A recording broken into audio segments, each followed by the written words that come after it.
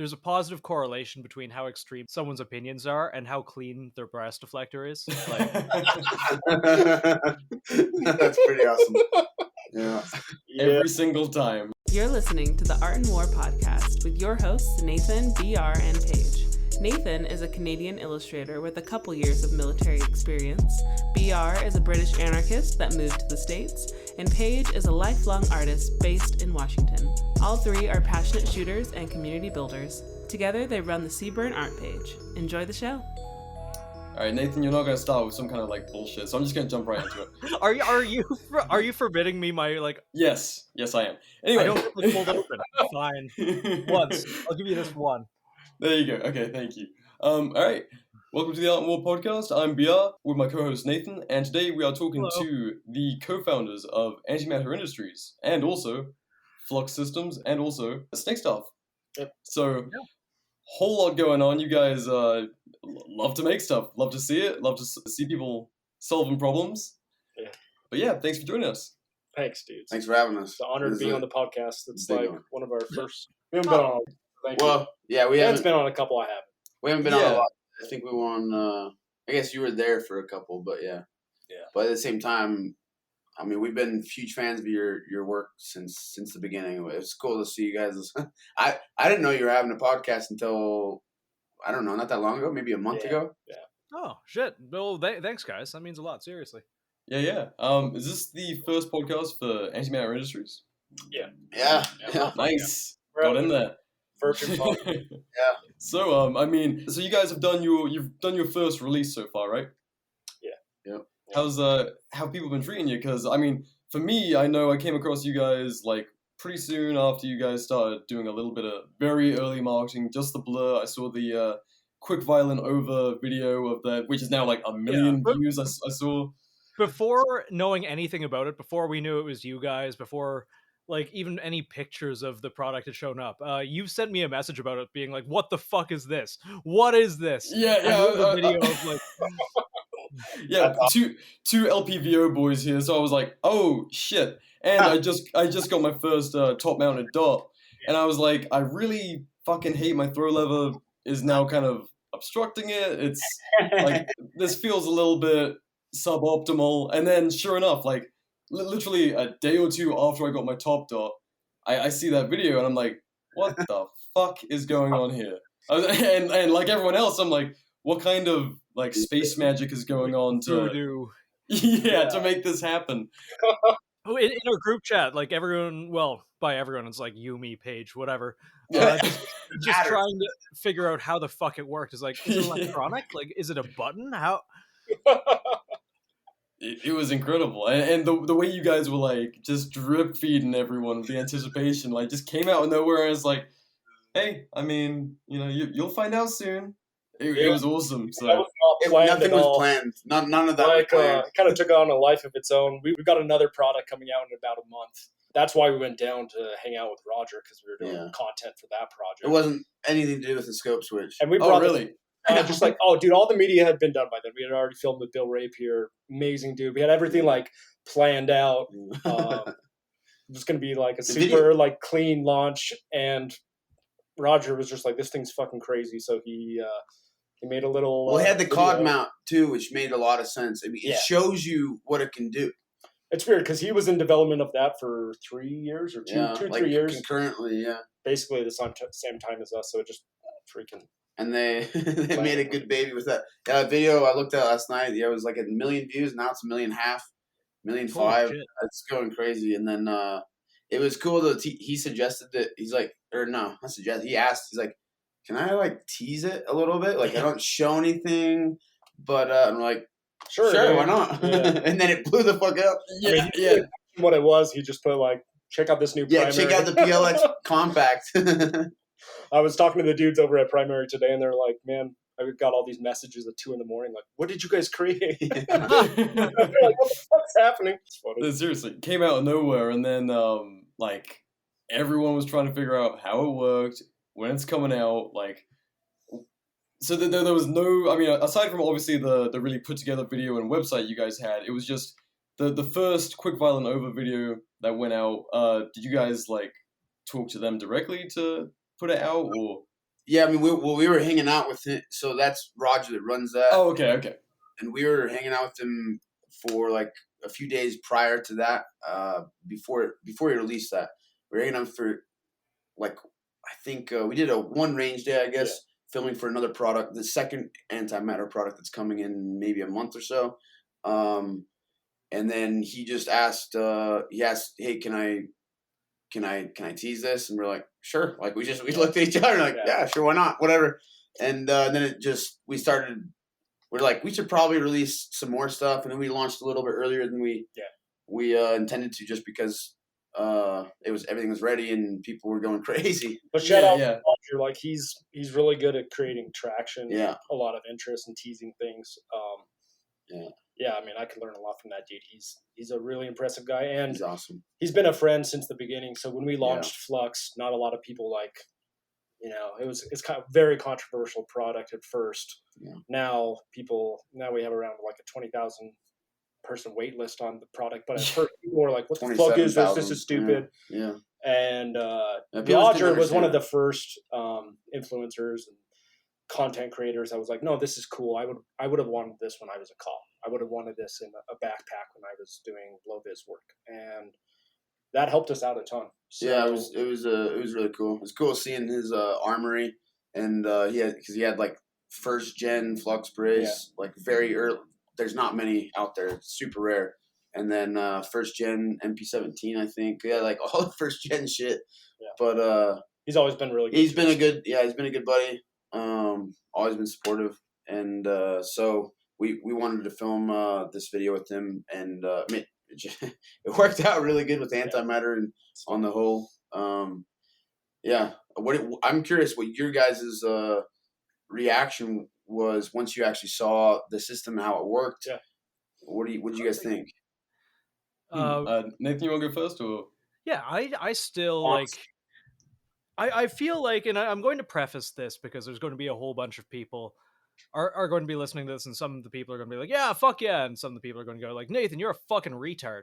And that's kind of, I think, like, everything that comes out of my mouth is going to be, like, I'm not an expert, people know that. I'm just an end user, and I like to shoot, but I think a big problem in the gun community at large is all because you can't think of an end user case that works for you. It doesn't mean that there's not an end user case that works for a lot of other people, or even a narrow amount of people. In this case, I truly think it's a lot of people. And, as things started to come out, I had questions. I never once, like, I'd be talking to people about it. People would message after, for example, when we shared your video, people would be like, oh, well, what about sand in the dirt track? It's like, guys, these are engineers. They've been doing this shit for a long time. Like, you would imagine that sand being, covering most of the country. Will a gun ever be in dirt? Yeah. That being said, like, we live in Utah, so sand tests are a huge aspect for us. Everything's got to be like, that's from the minute we're thinking of how we do anything. It's gotta be super robust and reliable and durable over all conditions. Yeah. So that's why we went to cables. People think that gear, exposed gears are a great idea because of sand. Like the same people who are thinking cables can't slide super easily through sand or snow or ice or whatever, think that gears are the way to go. And it's like, I think maybe you should try that. Yeah, I mean, I do think we have kind of a natural advantage here in Utah because the seasons are so wildly different. Like you've got really fucking cold winters, so we were able to test it, in that environment, and then also test it in the summer environment where there's really fine gritty sand. Moon dust. Yeah, it's moon dust really. You think of places like Moab or out by the salt flats. There's a lot of salt in the dirt too, which is that's something people don't think of. That's why we nitride all our shit. Yeah. Because it's got to hold up. So it's got to, do well against rust, prevention, all that stuff, man. Sorry, you were saying? Nathan? Oh, yeah. I thought about it. I use LPVOs, like, a lot. I've owned, like, probably a dozen at this point. And, that it makes sense. It makes sense. I really don't like breaking my grip, coming around, pushing. like the one that I use the most are usually razors and vipers, just because and I'm to the point where I 3D print my own throw levers, just because I'm they seem to work. They seem to work okay. Nice. But another criticism that people have been saying are like, hey, $600, that's a lot of money, and here I am looking at like $450 for my scalar works and $100 for my throw lever. I'm like, that's $550 already. Like I don't really care. And again, like, I'm not simping for the company because we talk. I'm not simping for a product. It's like R&D costs money, and it's $50 more than I paid for my setup anyway. So what is the problem here necessarily? Yeah, nothing's really turned me off of it. I think it's fucking cool. That's cool. It's cool to hear. Yeah. Though I will admit I did laugh at the jerking off memes. We're helping propagate that. Like, oh, you want to make dick jokes? Oh boy, we got dick jokes for you. Yeah. We designed it that way because the same manual of arms, you know? Yeah. Like, everyone's had thousands of reps. Come on now. I don't know how. Like, are you really not an operator if you don't jerk off your gun? Yeah, all this, like, and it's funny because the main critique or like kind of negative memes I've seen about it, oh, the Scope Jacket 9000, and you guys laughing at that shit that's just perfect. Yeah. It's a natural motion. Yeah. Like, we all done it. He came to him in a dream. And, I mean, he came in his dream. Yeah, something. Something like that. But yeah, what do you think, man? For me, I mean, like I said, it was really suboptimal, the current like throw lever situation. Like whenever I'm out shooting and doing like target transitions, I'm thinking, well, what's the optimal zoom I want to be on, because realistically doing that adjustment in the middle of targets, it's not going to happen. And that's just like, that's probably the biggest weakness of an LPVO, and you guys just killed it. So when I saw that, I was like, oh, well, this kind of really levels the playing field on debate when people are, and also positive target ID. Like that's such a big one. There's so many more, like red dots are great. They have a time and a place for sure. But positive target ID, like if you're actually going to use your rifle beyond LARPing, you need to know who you're shooting. And the ability to like quickly pull out and retarget and all that. I was like, this is something that you're not going to get with a throw lever. It's just, it's kind of unrealistic to think you're going to be really great with all your hands back here. And especially if you got an LPVO on a rifle, it's going to be a longer gun. Especially we start chucking lights, we start chucking IR stuff, suppressor. Like, I don't want to be putting both my hands back here. It's, awful. So I was, it was crazy how quick after I discovered the real problem with my throw lever and the top dot, I saw this solution. I'm like, fuck, here we go again, more gear, but I love to see a problem solved, so I can't be mad. And you had problems with the top dot, didn't you? Yeah, that's a whole other thing. That's a me problem, but that's something I'm gonna have to work on. But also, like, immediately with your video on the website, where you immediately address the durability of it, like just chucking dirt in and all that, I'm like, cool. Right from go, anyone who's going to start, all right, here I go on Reddit to the sewer of the internet to shit on this new idea. Some guy's trying something new. Nope. Yeah. Right then and there, answered. Yeah. So I found like there's a positive correlation between how extreme someone's opinions are and how clean their brass deflector is. Like, that's pretty awesome. Yeah. Every single time. You're like, oh yeah, that's a really clean gun that you take out the safe for pictures. And about 100 rounds a year. Nice. Yeah. It's like, not to say things shouldn't be criticized. Like, that's how innovation happens. Like, that's how new things happen. Well, that's why we're shitting on throw levers. Yeah, criticism is good, and that's why we do really good, what we do, because we have our own criticisms of the current status quo in whatever fields we're working on. I mean, clearly, multiple times now. But I don't know. I feel like it should be obvious that nothing is perfect, and everything can be improved. And why not? If we see this continuous improvement. We're here now where, like, if you look at the last 20 years, last 2 decades, we have come so damn far in all of our gear and tactics. And why would we stop now? So we think, you know, there's still tons of little ways that we can improve our efficiency. And, you know, as you're saying, man, I can't wait until you guys actually try it out, because I feel like with all of our stuff, really, once you use it, that's when, I mean, proof is in the pudding. And I don't know, we make sure our pudding is really fucking good. And I will say, like, man, when you're talking target transitions, and even though you might be able to make that hit, it's maybe not the optimal magnification. When you start using this, like, I feel like after maybe 5-10 minutes, you just naturally, it becomes very intuitive. You're naturally at whatever magnification, at like whatever range your target is, you're just naturally zooming in and out way more, like so much more than you would normally. And like you say, one of the biggest reasons why we developed it was because PID is 1,000% necessary for everyone who is not in war. Basically, war is the only time that it is somewhat acceptable to be shooting at something you don't know what it is, as opposed to where we're at, either civilians or law enforcement. And most of the military, you still should be not ever firing at something you don't know you don't know what it is. Practically every time you're firing your weapon, you need to know what it is. That's why lights are so important. Everyone agrees that lights are so important. But then again, the same people are saying, like, well, I can hit a red.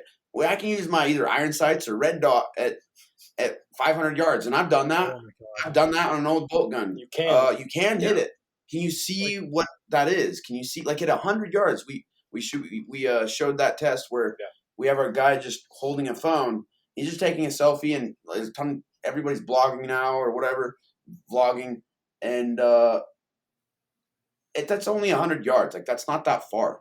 It's down the street, and you can't tell what's in someone's hands. Whereas now, you instantly you can bring up fast wide field of view, red dot fast, and then if you have any question in your mind, you zoom in whichever direction you want to set it up, and then the moment you identify a threat, you can pop, rather than coming back here, losing your target, and then you're zoomed in all the way, and then you're trying to find your target again, and then maybe you're dead, or maybe they're dead. Yeah, I mean, I think there's a lot of people out there like, well, I can just use my throw lever just as fast. First of all, try it. Yeah. Second of all, doing real shit, you're going to have a can on. You're going to have a PEC there, and you're going to have a light. That shit gets heavy. Yeah. Especially if you're using something newer like the MCX, right? Yeah. The Spear Light. Spear is so fucking front heavy because there's no buffer.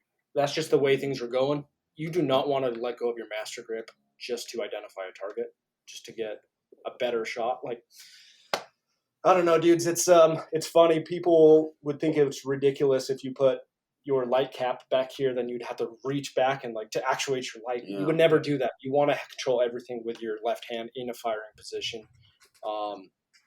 I think it's going to be pretty standard in 5 to 10 years. Like, everyone will control their LPVO from the front. Type 97 here. Damn. It's just the biggest piece of shit in the world. So much. But the safety is right here in the back. Oh my God. It's a great deal. Yeah.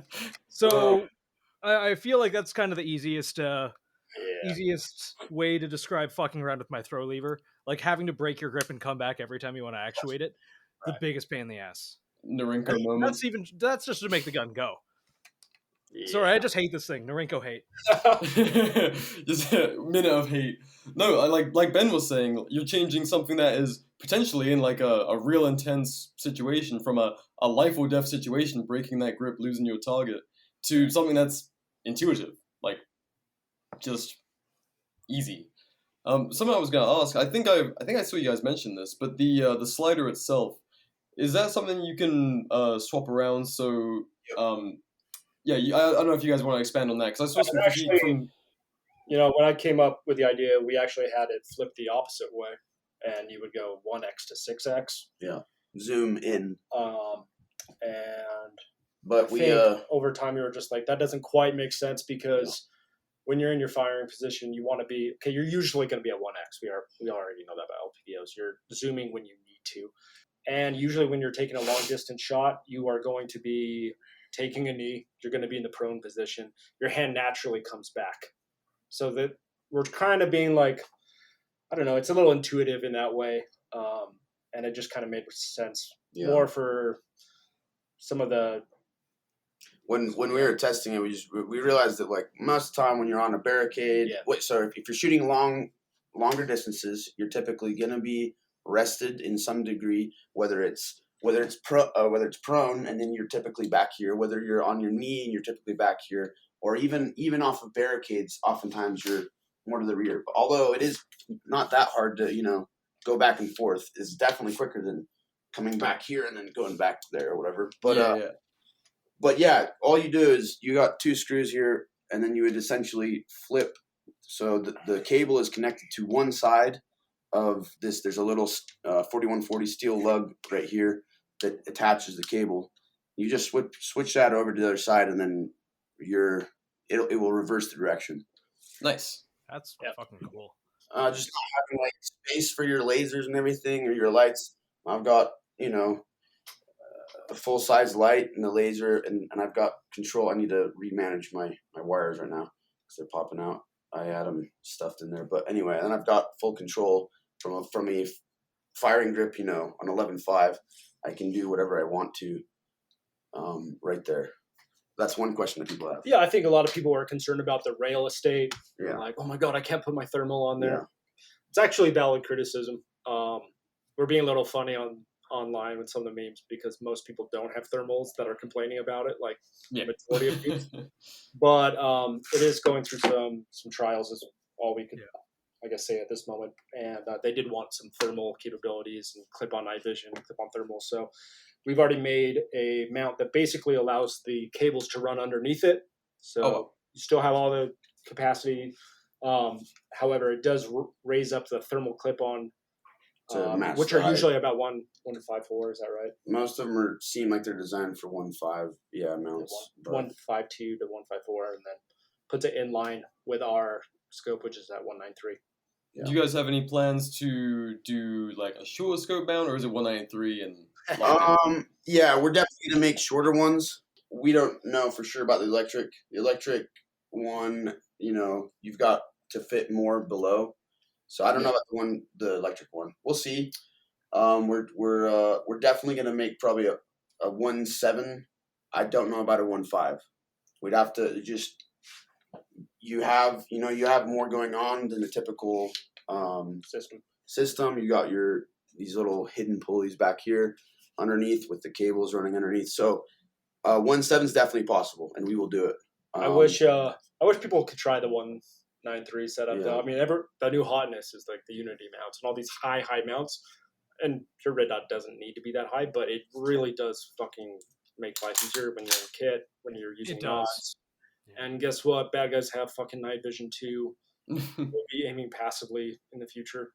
So, like, having this at your disposal in a higher position, once people start trying it out, I'm going to be interested to see how many people are like, I actually don't want the 1.75. I don't want It's really comfortable where it's at. Yeah. And, I mean, you can always use cheek risers if you want to accommodate for that. And then you also... Cheek riser. With this and a cheek riser, I understand, there's more offset. There are downsides, absolutely. But then you have a better upright position with more stock down here. So there's definitely advantages. And I think people are definitely coming around to higher mounts. I guess what reasons would you guys personally why would you want a lower mount? I mean, I use 1.93 and everything. Yep. Both of us are on 1.93, so I'm just asking. This is for other people. I don't personally care. Right? They should come around 1.93. I mean, time will tell if the higher mounts, stay popular. I think they will because I don't think gas masks are going anywhere. I don't think they're going anywouanywhere, and nods. Neither are plate carriers. So it's going to. I think it's going to become standardized, and then people are going to wonder why do you only have a 1.75 mount. For sure. We're going to get that higher. So that's what we think, but we are open to doing a 1.75 mount. Yeah. A little shorter. Yeah. If enough people scream for it, we'll make it as long as it's possible. Which the 175 is definitely possible in the mechanical version. Yep. The what I've heard from people is it's distance shooting, long range, being down in the prone position, lower, which I understand. But I've taken this thing out multiple times to this 11.5 out to either I don't remember what it was, like 550 something yards. And then 600 yards multiple times. The last time I went out, I got first round hit at 500 something. It was 550. I don't remember what it was. I wasn't ranging. First round hit at that distance, and then within 4 shots, I hit it 1,000, and that was with an 11.5 MCX. 11.5 MCX, and my reticle has 4 hashes on the that's it. It had nothing. I was holding an insane amount. And I had no cheek weld. Like I had no real good way to I had no cheek riser. I don't know. I think it's way more than I feel like people just kind of make bigger deals out of certain things than others than they Weren't really you saying to. there was a test with like some dude with like a 10-foot high riser? There's the MDT. Have you guys seen that? Yeah. It's crazy. It's ridiculous. So yeah, there might be a little truth behind it, but if they can do that with a 10-foot riser, maybe we need to chill out about it. Closer is better, but then again, when you're talking about like longer ranges, really, that's when it starts to matter less and less. I feel like closer ranges is where it matters more because you essentially have a straight line, which is your optic, and then you have your arc, which is your bullet, and you're just choosing. You have your offset, and depending on your offset, you're choosing where they intersect. Like that's whenever you zero something, right? If you zero something at 100 yards, that means you're intersecting at 100 yards, and then you have to change things according to that. But the other thing is probably we're rocking some kind of laser aiming device at the 12 o'clock position. Some of those lower mounts that starts taking up a lot of at 1x. You're seeing that it's taking up a lot of like your visibility. And you need to see what's in people's hands while you're looking through the optic. So I like it a little bit higher. That's another reason. You can put a PEC on the 3 or 9 o'clock position, but I don't know a lot of guys that do that anymore, to be honest. So I remember I used to have I think it was a 1.5 or 1.7 mount, and I had my PEC mounted up front and took up almost half the reticle. That's the whole reason I got into 193 to begin with. I can't go back. Yeah. I mean, you still see it on the 193, but it's very not quite. This is a super fucking high hollow sun. The PEC is lower than that. Yeah, this is very tall. It's probably the biggest thing I don't love about it, but yeah, I mean, there's a lot of advantages to going higher, and that's why most serious professionals are doing it. Yeah, no, for sure. I think me and Nathan are definitely on that train with our 193s and stuff, and I think everyone serious professionals. Oh yeah, retarded professionals, and us very serious. But no, I think it's good to keep that in mind for like those serious builds, because that's kind of the track that even our more our newer shooters should ideally be on. Like we should all have that mentality. Even the guys who just got their first ARs, like someday we should all be venturing to know what we need to get to in terms of like an optimal build. Be like a night vision setup should be kind of what everyone is angling for in the long run, and kind of instead of buying the same thing 5 times over, getting different mounts as you were like rejigging your rifle, just keep that as the end goal and shoot towards it with a higher mount, space for that PEC and all that kind of thing. Yeah, it makes sense. I was gonna say, I mean that's something. I don't know. I wish guys would, instead of having 12 ARs, they would consolidate. Yep. Maybe they wouldn't complain about the pricing of some of these mounts that they see, whether it's the Unity or the Skillerworks or our shit. Get something really good, and then you can start building your repertoire after. But like, get your setup like dialed with the right shit. That's kind of what gets me. It's like, oh, like this thing costs $500. This thing costs $400. Why would I get this? It's like, my brother in Christ, you've got $10,000 worth of Anderson rifles. Like, please seek help. Sell a few. And I mean, when like you were talking about earlier, if you're already spending $500 to 550 with your other high-end mount and then your throw lever or whatever, I mean, you're not talking about a lot of money to then have essentially the superpower of being able to control your zoom and from a firing grip and do whatever you want. I mean, I think a lot of people who are, dogging on it, at least on the idea, I understand, if people think that they could do it better in a different way, but if they don't understand just the general idea of being able to control magnification from a firing grip, I think if they just handled it, if they shot it, if they tested it out side by side, if they objectively measured the advantage with various drills, I think then you'd be like, oh, okay, I get it. I totally get it now. It's just I feel like for some people it is obvious, but a lot of people I think are just gonna need to try it out. Hi gang, BR here with a quick word from our newest sponsor, Got Your 6. Got Your 6 is an app for civilians to be able to instantly notify like-minded people in your community that require immediate assistance. Within seconds, you can notify everyone in your tribe of what's happening, such as a red flag law or otherwise, where it's happening, and how to get there to help. Everyone who responds to help will get GPS guidance to the location where you send the alert. The app also includes a messenger with full end-to-end encryption, as well as bulletin sections to share upcoming training classes, legislative sessions, and media. Got Your 6 also provides a list of recommended defense attorneys in all 50 states. Access to a network of fellow prepared citizens comes at just $2.99 a month. That's less than a pack of Oreos and doesn't come with the shame of being a fat The app is only available at www.gotyoursixapp.net, where there are instructions on how to install the app on both Android and iOS devices. The app is banned from the Apple and Google Play stores, which lets you know it's the real deal. To find out more, you can follow Got Your 6 on Instagram at GotYour6app, or you can find their website in the show notes below. As always, be intelligent when talking to strangers online, and don't say anything dumb. Thanks for listening, people. Now let's get back to the show.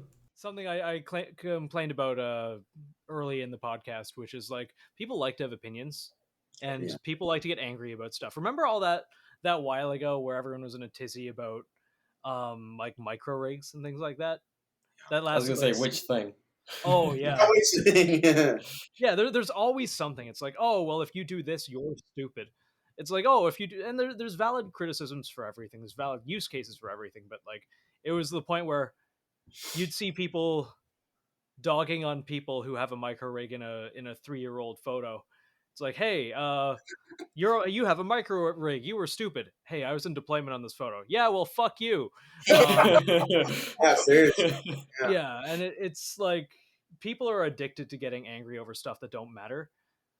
And people really like to build identity around their opinions about inanimate objects. It's like getting angry about what brand of like screwdriver someone uses. It makes no sense to me. Yeah. Well, on top of that, I mean, you're seeing like a video game like ability with that zoom. Like, yeah, it's fucking awesome. And anyone who shoots enough and sees that, I mean, I know for me, I instantly sent it to the group chat. And it was like, what the fuck? I've been wanting a gun that can do this since I was like 13. I was out at the range yesterday, and there's that X-ray drill. It's like you start at 80, 3 rounds per target. You run all the way to 20 yards, 3 rounds per target. It's like, it's a pain in the ass. I know I don't have to fuck with like my throw lever or anything like that, but it adds time. It's a lot of time. Or it's something you got to do on the move or whatever. I think that's been in my design philosophy, really, when we're contemplating what ideas suck and which ones we should actually try to bring to market, or is this something that we want? And it seems to be consistent. At us, maybe you like this product. If you're not, like, cool, dude, go, stick with your red dot, stick with your iron, stick with your traditional old school throw lever. Cool. But we've done that with Flux, we've done that with Snakestaff, and I think it's working well for us. You're always going to have people who just either don't understand I mean, there are absolutely always valid criticisms, and there's always trade-offs to everything. It's heavier. Like it's a couple ounces at, like, depending on what you compare it to, say the Unity mount is 7.5 ounces, the ADM is 8.5 ounces. So we're anywhere from 2 to 4 ounces heavier, depending on what other mounts you're using, really. Total. That's our mount itself is very lightweight, but ours is also probably more robust than most of these mounts. We designed it to be incredibly robust, which is why, that torture test, we did that 3 times because that was hard to watch, dude. Dude, the first throw, we're watching the first throw. We watch. Okay, I'm like, let's play it back, and then Arius plays the video, and it goes right here, and it just like, and I'm like, what the fuck? And then the memory card was full or what? Yeah, it was the memory card was full. Oh. And then the second shot, we just didn't get like the drop just right or whatever. I'll have to say though too, we haven't drop tested ScalarWorks 1, ScalarWorks, Scale. Yeah. I'm not dogging. We also haven't tested the Unity. Yeah. I think the Unity actually. They're very strong. Super fucking fragile ordnance with super hold up too. Yeah.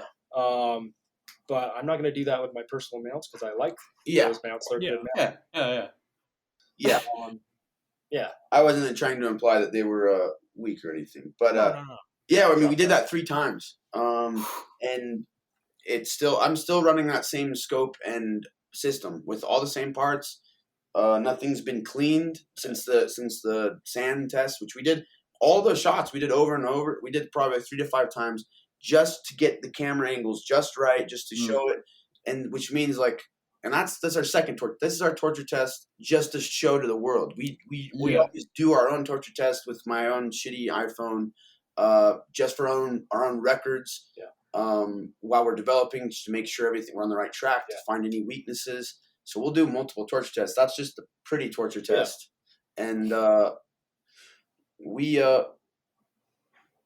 want to design the stuff that we personally want ourselves, and we want that shit to function for ourselves and anyone who needs to depend on it in the moment, whatever happens. I don't know why I started on this track, but no. Oh, dude, it seems to be kind of like the big thing I've noticed from you, and I heard you talking about this on the Redacted podcast, was kind of all of these companies. It's you're just like, I want this thing to exist. You will it into existence through much trial and error and effort, I'm sure.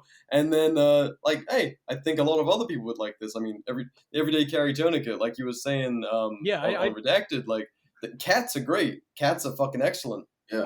But we could push this further. It's like the problems aren't over because we have a great tourniquet. Yeah. Like we need more people carrying these every day, more people to have access to these wherever they happen to be. And carrying a cat every day, it's doable, but it's not very fun. Well, I mean, and we know they're super cool dudes, and they will even say like, we're always trying to improve. Yeah. Like, why are they on Cat Gen 7? That tells you something. Yeah. Everyone says it's a gold standard, but they're always working on things, flushing out potential flaws and issues. So yeah, man, I mean, is there going to be a Scopeswitch Gen 2 one day? Of course there's going to be. Yeah. Yeah, and we'll take the feedback that we get from this first round and figure out, okay, what can we make better? Maybe it is changing out the height. Maybe it's, trying something different. Yeah, whatever needs to be improved, or not needs to be, whatever we can improve, we will absolutely improve. And, we may even pull some SIG rolling changes if there's no downside to the customer and we can improve it, we absolutely will. So far we haven't, we've run them pretty hard and we haven't noticed any issues, I guess not. Yeah, and Ben's I'm kind of the idea guy. Ben's a really big stickler on this has to be perfect for the customer. I really admire that about Ben, because he's like, no, this isn't good enough yet. And I'm crazy. I'm like, let's get to market. Let's fucking do this, because you really have to have that as an entrepreneur. You have to will it into existence. You have to have that aspect. We don't have a boss. It's like, meet your deadline. We set our own deadlines. You either do this, and it's fucking hard work. It's miserable sometimes getting some of this shit done. All the business aspects is not fun, dudes. People are like, why is it so expensive? It's not that expensive in a machine. They're not thinking about all the lawyer fees for your, provisional pants. They're not thinking about, the guys that have to build these things, employees, and there's an insane amount of cost that goes into developing these things as well as producing them, and people and then a shitload of parts that just unfortunately they either don't work or they're not good enough. And we've eaten so many thousands of dollars, tens of thousands of dollars, We've lost shitloads of money just because it was the right thing to do. And in the prototype phase, I mean, I think people would be pretty shocked if you came to the office to see Gen 1 Raider, Flux Raider, prototype Raider V1 to where we ended up. So many fucking crazy changes. Oh man, you can tell it's just not quite there. And then when I can like convince him that he can't find a fault with his own his own engineering, then I think we are usually good for that's when we're like, okay, it's finally like good.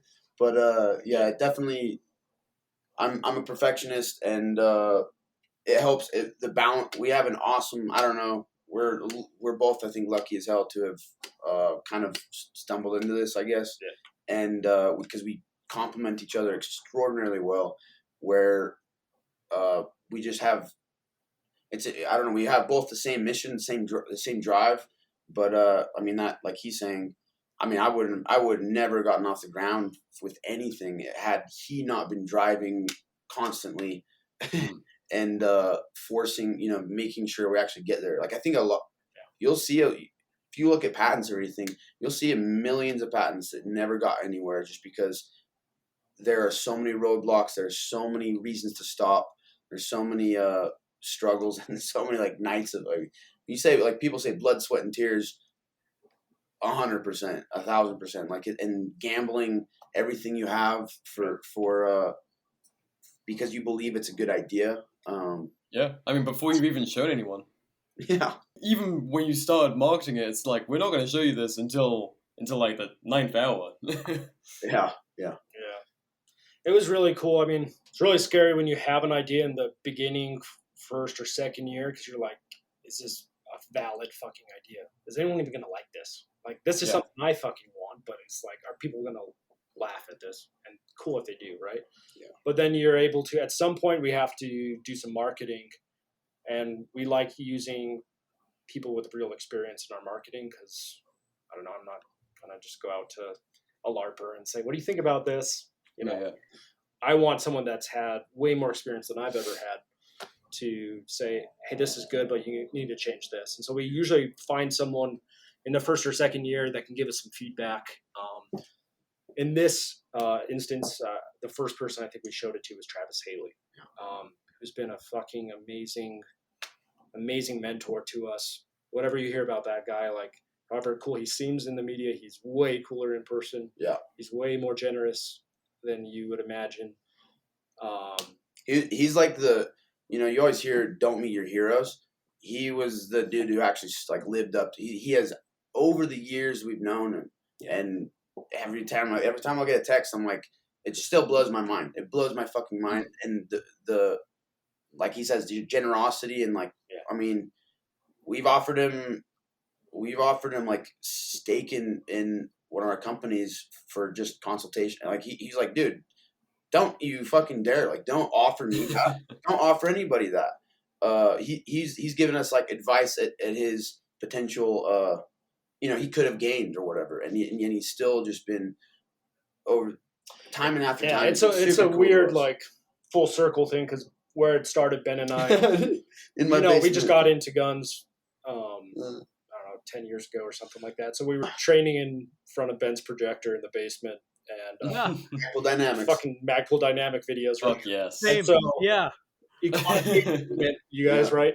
And if you look at that, that's pretty much all of our products. Yeah. Like, if you look at the Raider, it's like, you don't have to flip out the brace, it's spring loaded, so there's one less step to get on target. It's the same thing with this stuff. It's just do less so you can do more. Yeah. Much. Yeah. So it's kind of cool to show him that, and he's like, yeah, I like this. Yeah. And I get behind this. And that was, it's a cool validation. And that's kind of, after that, we went to Bill Rapier.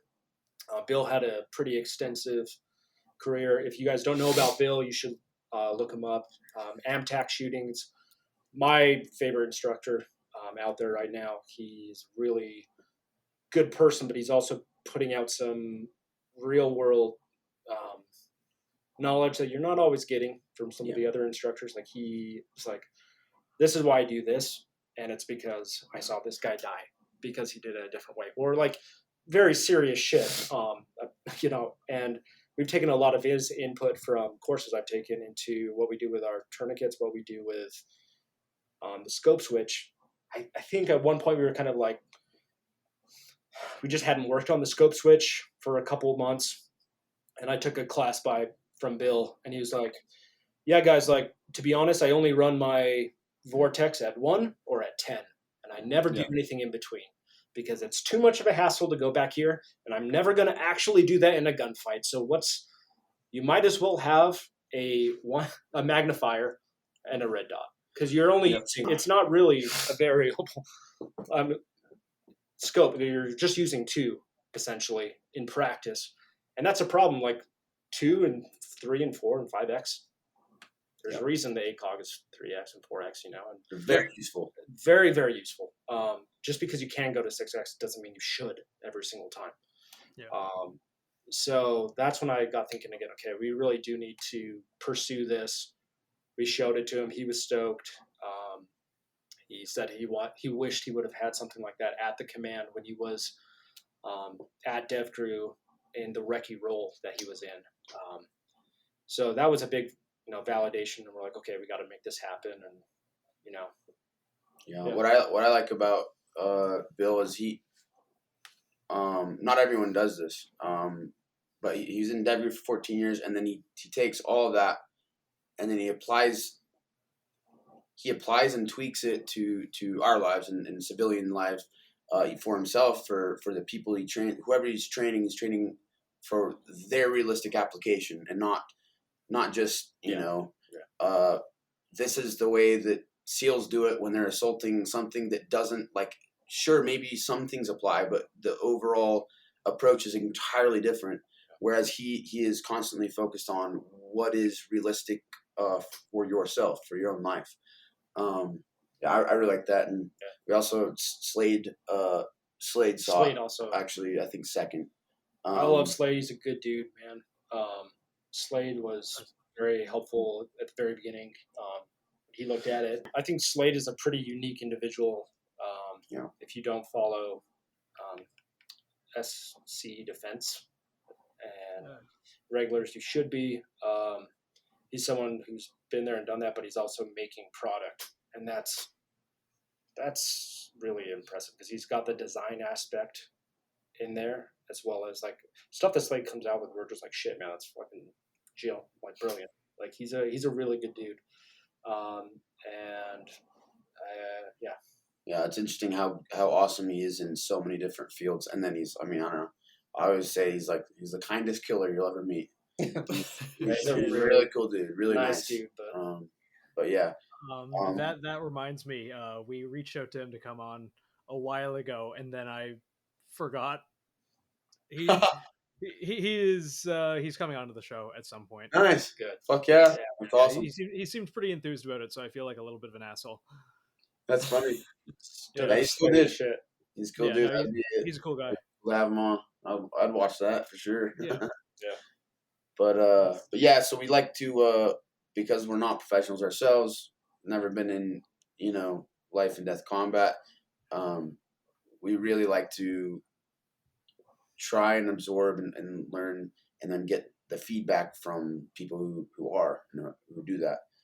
We were lucky to work. We're also very lucky to work with a lot of soft groups. I mean, various tier 1 groups who were interested in Flux Defense, and then now they're able to test and then utilize all of our stuff. So that really helps as well, as actual, active guys who are able to put them in and use them in real situations. Yeah, giving you actual problems that need solving instead of what some of the industry does, which is like, can I imagine a problem to solve? Yeah. I mean, I've seen that comment about the Scopeswitch. It's like, it's a problem that didn't exist. There are a lot of solution problem that didn't exist. I'm like, bro, how is that not a problem for you? Like, yeah, dude, that's so dishonest. Like, come on. Always trying to shoot faster. Yeah. Like, I'm trying to take that is the American way, is to take every advantage over your enemy and crush them. Like, make it an unfair fight. Wouldn't you want to take a half second if you could over some guy? You would. So yeah, I do find that super dishonest. Like, guys, you would take every advantage, Yeah. whether that's from caliber to the type of LPVO you're running. Like if there's a 1-16 that came out tomorrow, you would get that shit because it would be fucking awesome. Yeah, I think these people just need to try it out. You just got to try it out, and then they'll be mind blown. They're like, all right, fair enough. We've had a lot of dudes with Flux that are like, they were super against Flux at first, and then they shoot it, they test it out, run some drills, and then they're like, shit. Damn, all right. Dude, I love the Flux. Like, again, it sounds like I'm like jerking your company's dick. Gun Jerker 9000. I had to. But no, I got to play with one at SHOT. I think one of your employees, Alex, super nice guy. Yeah. And I just looked at it, and I think at some point I played with the Gen 1 Flux, and it was cool. It didn't really stand out for me. I played with the newest gen at SHOT, and holy fuck, you can tell the thought went into every single aspect of it. It's things I would never have thought about in a million years. Just it was fucking cool. BR, I don't know if you've ever got to. No, I haven't had the pleasure. I'm so friggin' excited. Yeah, like I'm going to out myself a little bit. I went to your site the other day to see if the Glock one had been re-released yet, because it's got like, hey, we got something cool coming soon. So yeah, I'm super hyped for that, whatever that is. The Glock is pretty far out, unfortunately, but it's coming. There's some cool projects happening over at Flux. We don't want people to think that Flux is our baby. Yeah. And there's some really cool things happening in the works on that end with 2 different gun platforms. I don't think we can say more than that. Gotta be careful. I think we can say, I mean, most people know about it. Like people who follow us. Yeah, that's true. I mean, we're working on 2 Glock stuff, as well as Glock Raider, which means a built and integral to the frame, just replacing the frame, as well as a 365 version, which actually Travis Haley convinced us to do. Yeah. I was like, we already, we went almost too small with the Glock. It's definitely usable. It's definitely, for certain people, it works very well. I can do very well with it, but for large dudes, especially long necks, like a lot of people it's harder for them to use. And then the Raider, is a huge evolution. The Raider is now very, very usable for everyone. And then so I was worried, it's like, okay, well, I don't think we can get too much smaller and still be very usable. But our prototypes are working very well. They work immensely well while being very. The goal on this one is really for a on-person carry PDW. I'm really excited about the 365 version because it is so much smaller than the Raider even. And it goes back to what we had I pitched it as is the shoulderable sidearm for the military, where you're not just like, oh shit, I'm going to my Glock 19, which is, don't get me wrong, people can shoot. There's some amazing pistol shooters out there, but having a third point of contact, we're talking about, an SBR right now, you can reach out farther, and we're working on some super fast 9 as well that will extend the range of 9mm. Too much about that. That one, that we can't talk about. But you guys have an ammo project? Oh, okay. We'll not get into the. we got some really cool shit coming. It's But we like the idea of the shoulderable sidearm, like something that can be so compact on your hip, like it should weigh less than a 1911 when it's all done. With, oh wow! Yeah, it'll with be light laser red dot, a full PDW that's super light as fuck. That's very easy to control. So if you do get in that situation, typically this isn't. I don't know. It's not a hard rule, but if you're using your pistol, something really bad has happened. Yeah, that's what I always say. Like, if you plan on, like, you see guys, doing all their recce larping out in the woods, like with a full battle belt, and you're like, dude, like, I'd rather have a few more AR mags and a spare bolt than a sidearm. But like, if I've gone to my sidearm, I'm having a really fucking bad day, and also fucking bad day. And as a Brit, if I'm going to a pistol, good luck me. So if that happens to you, why wouldn't you want the best possible setup? if you do this, like I'm like in a life or death situation where my primary is out of the fight. You would want the ability to, and there's still, you know, a really valid reason just for the PDW side. Like we've had a lot of interest for VBSS, low profile stuff. A lot of our stuff we can't, you know, it's all give details about our dudes that are using it. Almost all of it is low profile. Sometimes very tight spaces as well, but most of it is plain clothes, low profile. Sometimes I don't think people realize how much of that shit is going on. Like no one's wearing uniforms, including the bad guys. No one wears uniforms, which is another reason we can go back to PIDing and you know, understanding who are you really shooting at. That's probably the biggest actual advantage of the Scopeswitch. It's not, are you going to like be more accurate? I don't know. You maybe. Are you going to understand truly what the threat is or the no threat? Because like sometimes not taking that shot is just as important as taking the shot. Yep. Because you are going to live with that consequence for the rest of your life. I feel so bad for like the situation a lot of cops get put in. We work with a lot of SWAT team guys, and you have to not only like immediately assess that threat, but if your rounds go high and you're not taking a precision shot, every one of those rounds is a legal battle that you're going to fight for years. You know, if it goes into someone else's house and you hit a civilian or something like that. So that's kind of going into the territory of the next project Antimatter is doing, which is to help law enforcement, military, and civilians control their ability when they're doing really fast shot strings and when they're in the worst moment of their life with a pistol. That's probably all I can say. Yeah, I see Ben smiling, which is always a good sign. He's like, that's as much as we can say. It'll be a controversial one too. Like I'm not gonna lie, this one's coming out in it'll be very a month. It's gonna be very more controversial. I think we'll see. But I'm so at the same time, curious. I mean, proof is in the pudding. I am not a good pistol shooter, but because of this accessory that I carry every day, I compete with, I can do the dick and drill in 4.5 to 4.75 seconds, which I've never seen anyone do faster than 5 seconds. I mean, I don't know what, I think the 5.5 is roughly the fastest I've ever seen anyone do it. Like, and that's Googling and asking on forums, can you please tell me what the fastest, like what's the record? Because I'm just curious. And that's a 365 as well. It's not a lot of these people who are going faster, they're using like the competition guns or whatever. Yeah. I've gotten 6.9 on a Glock 19 with a range. So, okay.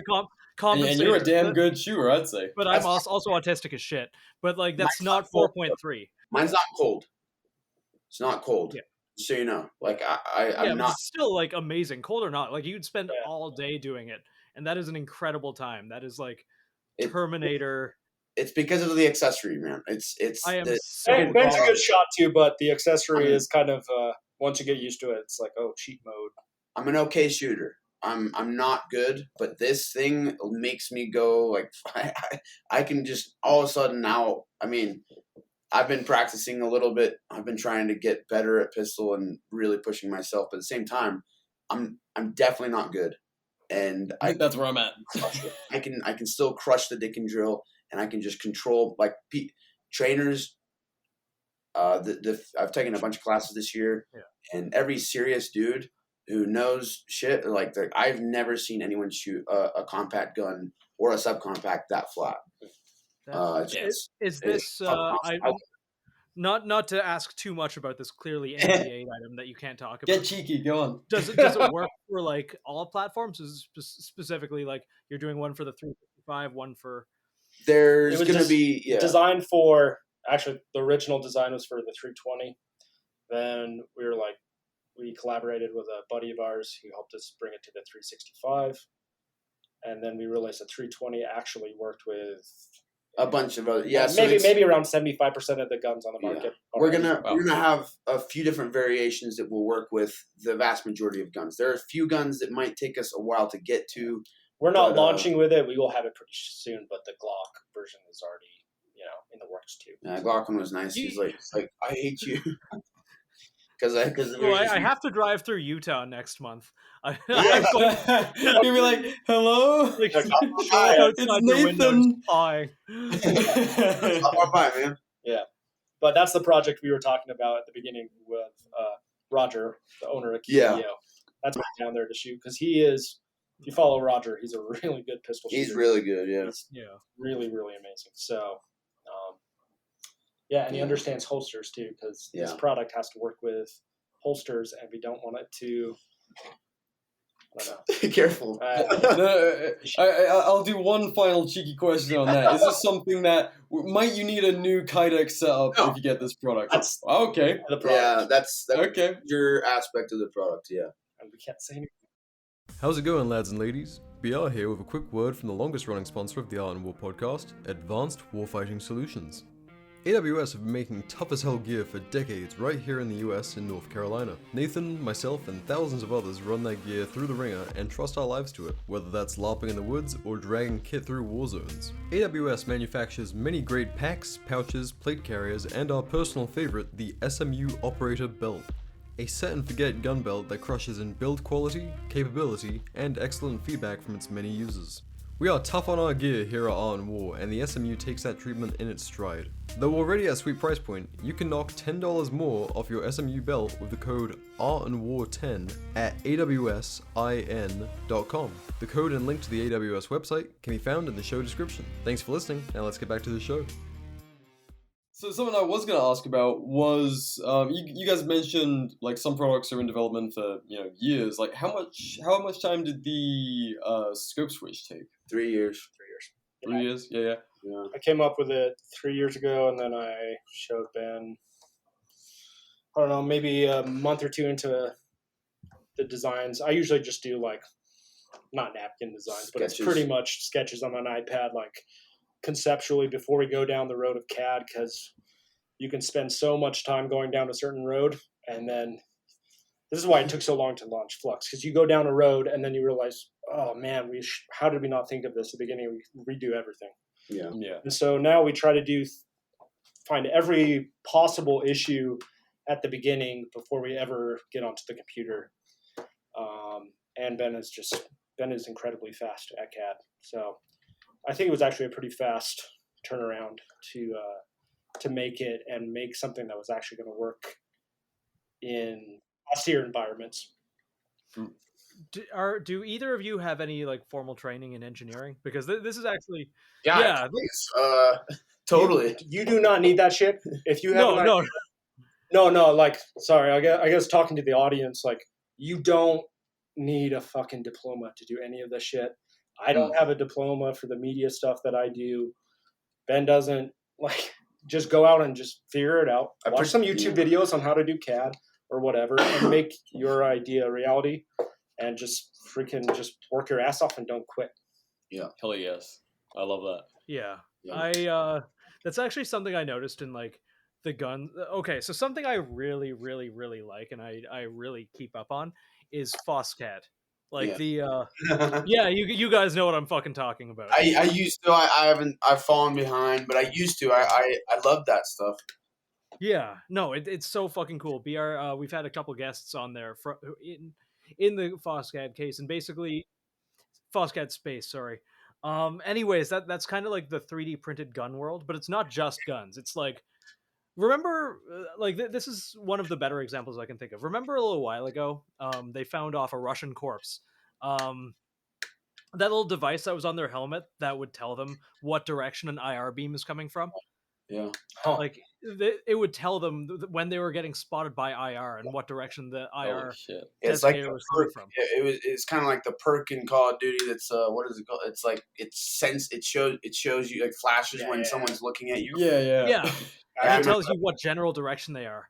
Yeah. That is a real device that is being used right now, and it took some just like autist on FOSCAD 2 months to clone it with just like stuff from the hardware store and like I don't know, Radio Shack. Yeah, insane. Yeah, and like cool. It's not just guns, which is cool. Like you can 3D print an entire fucking P90 now, and it works. And none of these people, like some of these people, but most of these people don't have any formal training in engineering at all, and they are making some of the coolest items. And this is kind of something I really love about the decentralization of being able to prototype. Like you guys are a small company and you're making big waves. And there's also people that are just like on their own and they're outsourcing the testing process to thousands of other people who just have their own 3D printers, like access to their own CNC machines or AutoCAD or whatever, to, without all the overhead, test things on their own. And none of these people have any formal training at all. Well, that's an exaggeration. I'm pretty sure Ivan did. We had him on the podcast a little while ago. I was going to say, Ivan's awesome. I love Ivan. I fucking love Ivan. Yeah, it was a good episode. Every day on Twitter, just shitting on people like, oh yeah, a 3D printed gun would totally blow up. It's just mag dumping with like a 308. Like, yeah. Fuck yeah, buddy. You tell him. I followed him for many years, and then I can't remember. I think I commented on one of his posts once on like Reddit or something, and he responded like, "Fuck, man, that's awesome." And then we connected then, and I felt it was cool. It's cool because I thought he was doing the Lord's work and doing some really good stuff. Yeah, I mean, we're only fucking around because, like, of 3D printers. Like, there's no way we could have afforded to create Flux. Like, people don't understand quite how it's coming down, but they don't understand how much a mold is. It's crazy. Especially if you're trying to a mold like which is insane. We have people that we have molders say we cannot do this mold, like it's too elaborate, essentially. So we wouldn't be around without that technology. I think there's a lot of suppressor companies that are doing some amazing shit, and they're around because of Inconel printing. And it's really cool because I think development is going a lot faster in the past 10 years because of this. And shit, man, it's cool to see those companies. Now there's a lot of small companies working with some of the tier 1 units instead of just like these big corporate legacy companies, because they can pivot so fast. And so these are like, well, they can have a prototype back to me in like a month. Yeah. With all the changes that we wanted, whereas like an FN can't do that. There's too much bureaucracy, essentially. Not to call out FN, but yeah. No. I mean, that's the next generation of the gun industry. I mean, you guys are a perfect example of it. It's happening right now, and 3D printers are the flip side of that. Yeah. Like, things are being pushed quicker than they ever have been before. Because quite right, all these big boards. Well, this is going to be profitable. No. It takes 2 guys in a garage going, I kind of want it. You think other people would want this? Yeah. All right. Let's start up the end of 3. I mean, it's funny. The guy who does our MJF printing, shout out Robert at Nico. Yeah. He has like a crew of like, I don't know, we're almost like his kids, like young dudes that are making the MJFers. Yeah, the MJFers, like kind of like emissary development, 100 concepts, HRF, Nocturne, like all these people that are just like doing kind of interesting, novel things in the night vision space, or just in small accessories. Like all of that is because there are dudes like Robert out there who said, I'm going to take a crazy gamble and buy these expensive ass machines that don't look like 3D printed products when they come out, that you don't see the lines and you're not like, this is shitty. And now all of a sudden companies like Brownells and companies like Accuracy International, all these big ones are like, why aren't we MJFing? So it's been kind of a wild ride. At one point, Flux was like, I think we're the largest user. So the technology he's referencing is a form of 3D printing. It's very different. It's developed by HP, called MJF, Multi-Jet Fusion. Essentially, FDM is what people think of when you hear 3D printing. It's what Ivan does, where you're just squirting lines of plastic line by line. Whereas this does a whole layer in a big bed. Like goes whoom, whoom. It's printing a huge layer all at once from a powder, and it results in these really badass parts that are way more durable than your typical 3D printed FDM stuff, with no layer lines, and it's a uniform part. There's no weaknesses where their lines are. So it enables people to both develop stuff super fast as well as actually produce stuff. So it's a lot more expensive than molding, but at the same time, you don't have to pay for the mold and you don't have to wait for the mold is the biggest thing. and you can take user feedback. Yeah, and cool. I can get that to you next week. Yeah, like I can literally change something like within a week. And Nico will have it back to us, and we'll be cool. We made that fix for you guys. Yep. Whereas with the mold, you just wrote off $100,000. Yeah. For that. Do you guys have a printer on site to do your own prototyping? No. Do you have to send it? Not that type of printer, but we do have an FDM, like a traditional style printer, just because it's for so much cheaper. But I mean, that's how we developed the Scopeswitch. We saved a shitload of money. It still is expensive, but we saved a shitload of money by only getting to like the end design. Like once we were damn sure that it was good to go, and then we paid the thousands of dollars for a machine prototype, because you have like cents on the dollar or like a few dollars versus a shitload of money to machine a couple prototypes is incredibly expensive, because it's not like a 3D printer where you just plug it in and the machine does its thing. It takes a lot of an actual really educated person to then program the machine, set it all up, make sure everything runs right. Oftentimes it'll take a few tries to get it right for a machined part. And so we did the same thing with a tourniquet too. That's how we were able to get a new tourniquet to market so fast is, if you looked at Gen 1 versus where we are now, or version prototype 1, huge differences in, they don't look everything. They don't look at all alike, and that's because MJF has given us the ability to do those quick turnaround times, and that's why you're seeing so many dudes in the industry use it now. There's a lot of advantages. I highly suggest, if anyone is interested, definitely look up Nico. As for Rob, that dude was at Saddam Hussein's trial. He's a badass. He's a badass. The former Ranger, really badass motherfucker. That he's a ride or die homie, man. He's super awesome. I love the shit out of him. He's hilarious. I don't know if I've ever met anyone like as in a pure business relationship that cares more about the customer. Yeah, I mean, like we make jokes about like, man, if we could clone him, we could make him. So he also molds. He also he's machining now too, which is cool. But super cool dude. Some of probably the most revolutionary and innovative stuff in the industry is coming out of his labs. Yeah, honestly. So that is really a fly in the wall. And that's not our stuff only. There's just a lot of really cool stuff that the MGF boys are doing. Yep. So. A lot of people don't really see either, because they're solutions for specialized units. Yeah, there's stuff you'll never see, honestly. I've got a couple pairs of MJF nods, and they are so crazy light. It's amazing. Wild. It's but it's not the solution for everything. You shouldn't make everything out of MJF and Robert. Yeah, no, absolutely. We see some stuff, and we're like, I don't know if you should be doing that. And we found out that the hard way with holsters and some other things. 100%. Want to use it for specific things. But I also found that out the hard way when one of my MJF nods broke. Oh no. Also, it's a very new technology. We learned this the hard way and lost many thousands of dollars.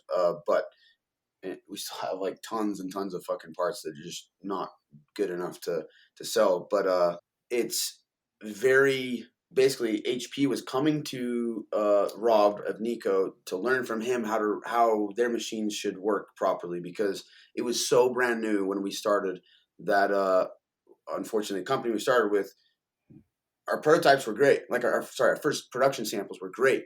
We could drop them all day, no problem.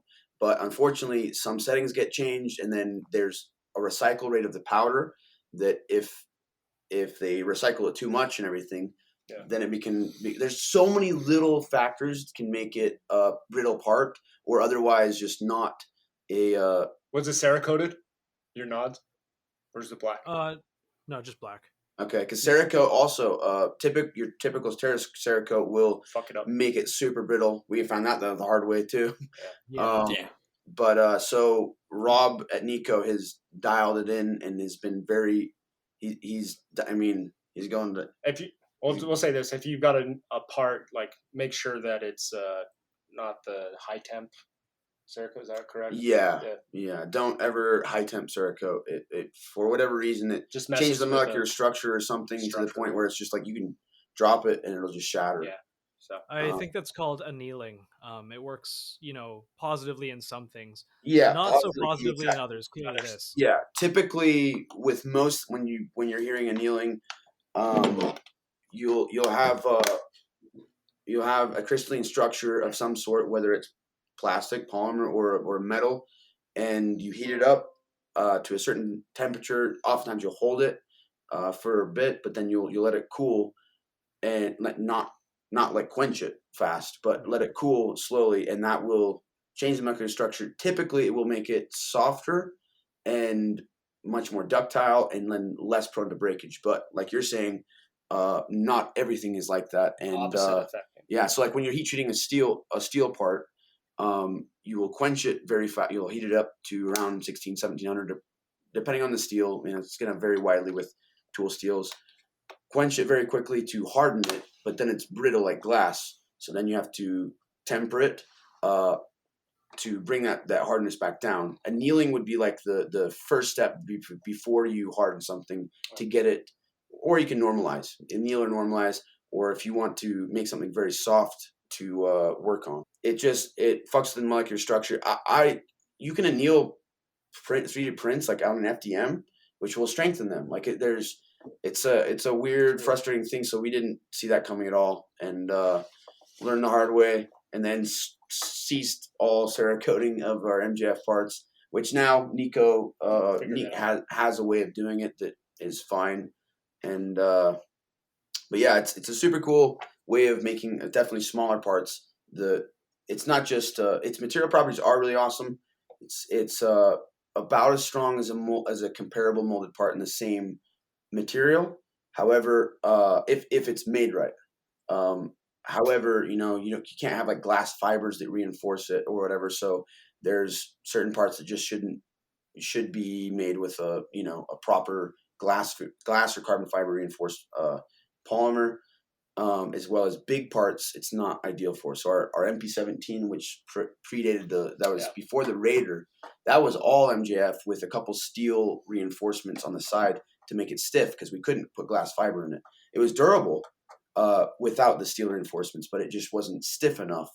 And that damn thing cost us just the frame. When we have a bunch of other parts, just the frame was over $100 a print each. And so people are like, you're charging $400 for it, and they cost us over $200 for us to make. Like, that's not a big markup for a manufacturer. I don't know how much money we lost in that project, but that damn video, like the launch video that he made, you guys may have seen it, but it was amazing, super awesome. Blew up to 11 million views. It was the most successful failure ever. We couldn't produce them fast enough, well enough. It was a huge struggle, which luckily we were already working on the Raider, like working real hard to get to them. The plan from the get-go was a stepping stone to the Raider, which is molded. Yeah. And it did get us there, but holy shit, that was a struggle. It certainly has its place, and like I feel like the best places are like he mentioned HRF Concepts, 100 Concepts, Emissary. There's a bunch of these guys popping up, and I think it's just cool to see them at SHOT Show because like at one point I think we were like one of the only guys doing MJF, and now like this year at SHOT Show, you like go down and everyone's using it. And you're like, oh, holy shit! And there's a lot of companies founded on it, and they're young, and they're all young dudes. They're not like these old like fuds, dudes that have new ideas and aren't afraid to push the envelope. And you'll see these guys rocking boots, and the boots are expensive at SHOT Show. So it's cool to see guys that are like 22 or 23 there. Yeah, really cool. Gives me a lot of hope for the future. Yeah, you don't need formal education at all. I don't know if you guys are, but it seems like you guys have done very, very well for, if you're at least not maybe a professional shooter or a veteran or whatever, and you've done extremely well. I just think it can help. There's certainly some valuable lessons that we could have taken 4 years of education to learn, but at the same time, I think you're going to learn something by doing it much quicker than listening to a dude who learned how to do it 20 years ago and never did it professionally. Yeah, doesn't do it anymore. Yeah. Why are you teaching? Why are you not like making cash? Yeah. Doing the thing. Yeah. No, I mean I'm a graphic designer by trade, and now I'm like doing audio editing and all that kind of and producing and shit. And it's like I didn't take a fucking day of education for any of that. I just kind of figured it out of necessity, and I need to get a message out. And I mean, hey, it's going pretty well so far. Yeah. I want to hear about that. After the military, for me, I got into manufacturing, so all of this stuff is really, really fascinating to me. Seeing this stuff, like in 2015, we started getting into 3D printing, and I remember like we had a fleet of MakerBots and things like that. The really old FDM and making like 1 and 2 part resin molds by hand and all of that stuff. Awful. I would sooner die than make another matrix mold in my life. No formal education in that stuff either. But it's funny that you can learn so much more just by doing. Just these days by YouTube. Honestly, same with the military. I became a much better shooter afterwards, just because. I feel like that's the same with most people. Yeah, it's interesting. Yeah, I mean, there's definitely a lot to learn. I feel that's the other thing too. Is like if you do want real education, I feel like there's places like there's online academies that you can then not have to go through 2 years of bullshit just to get to the shit you really want to learn. I feel like there's just much better ways of doing it than your formal. I mean, there's obviously some professions probably need it, but for the most part, most things you really don't. And to create your own shit. You don't. You definitely should have some solid understandings of certain principles.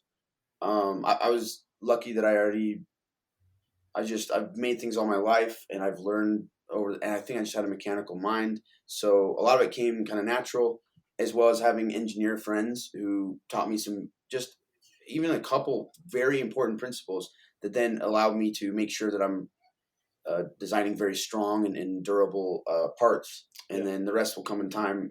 As you either learn the hard way or have a mentor help you learn those. Yeah, that's the other thing. Find a good mentor. That was super helpful. Like we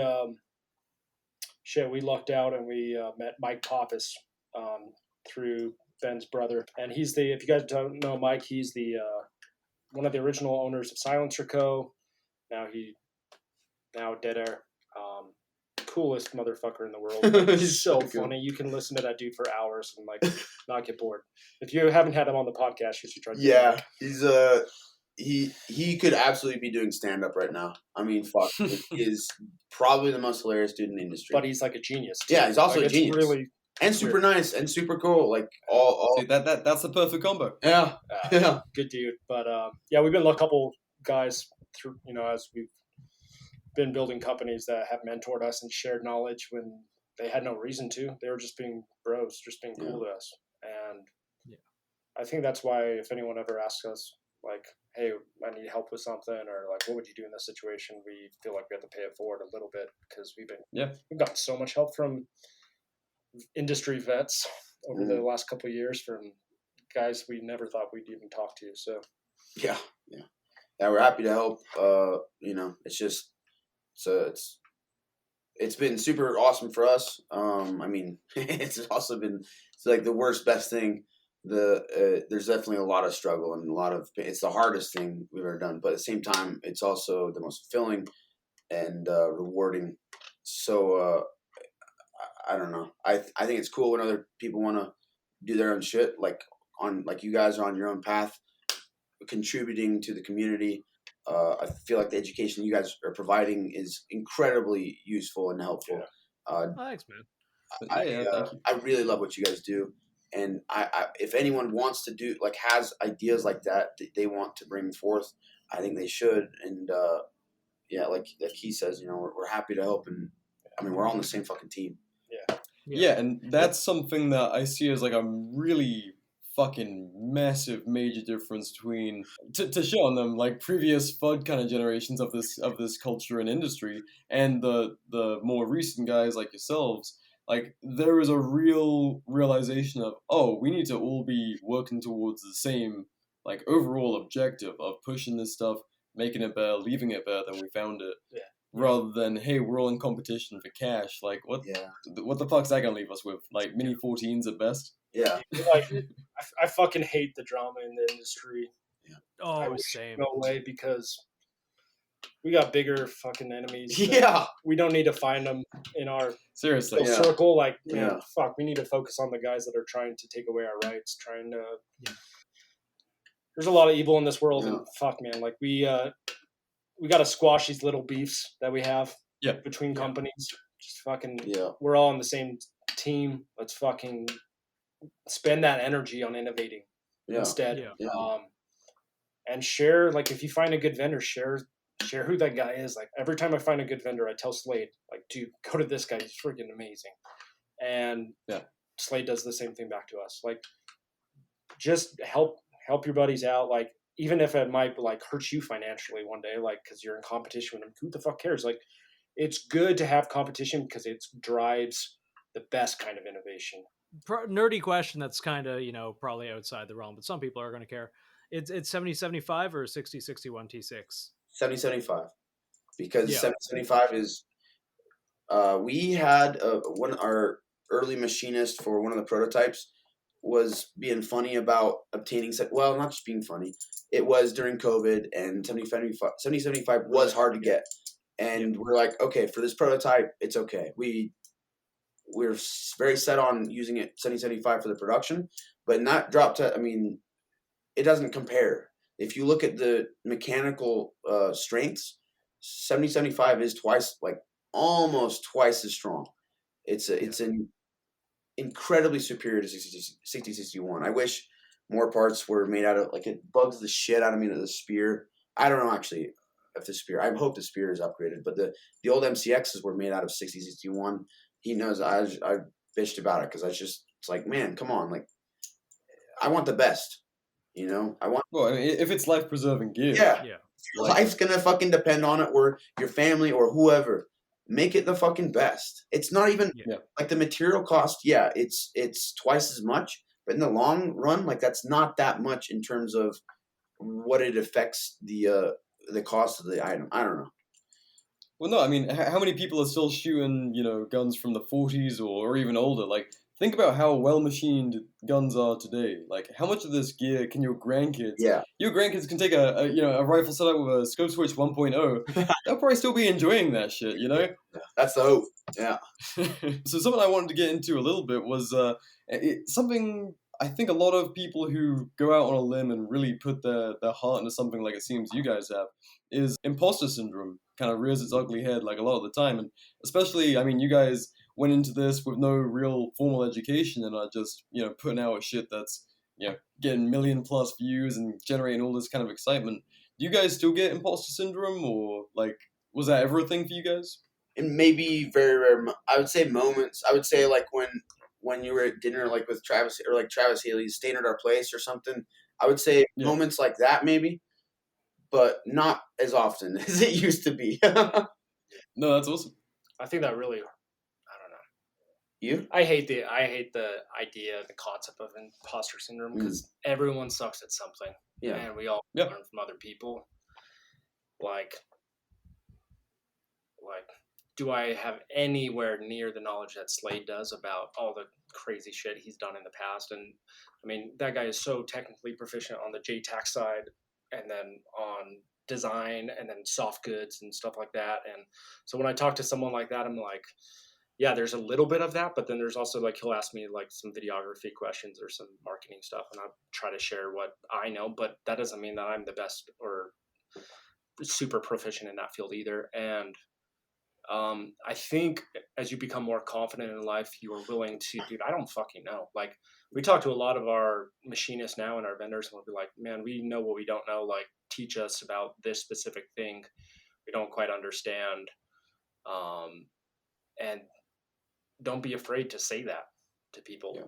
Like, they will help you. Like, people fucking hate when you pretend to know something. You don't seem like an asshole. And instead of just, dude, like, I don't know, man, teach me, like, mentor me. People love that. Yeah. Like everyone wants to, share info. So I don't know. Just if you feel like you've got that in your life, the imposter syndrome, just like find a mentor and ask him everything, and then be his little like just I don't know, just little what you call little boy. I'm just picturing someone pulling out their pocket and hanging on. And just like fucking learn everything like a gopher, learn everything you can from that dude and extract as much information, and then just always be grateful for that, and grateful to that person, and then just always learn, always keep learning. I completely agree with that perspective, and I think that that the honest, like the raw honesty with yourself, like being as honest as possible, helps prevent that. And that means in both, the positives and the negatives. And I think that kind of helps. Like I know what I'm not good at, and I know what I'm good at, and being honest with that myself, and then with everyone else, helps. So that I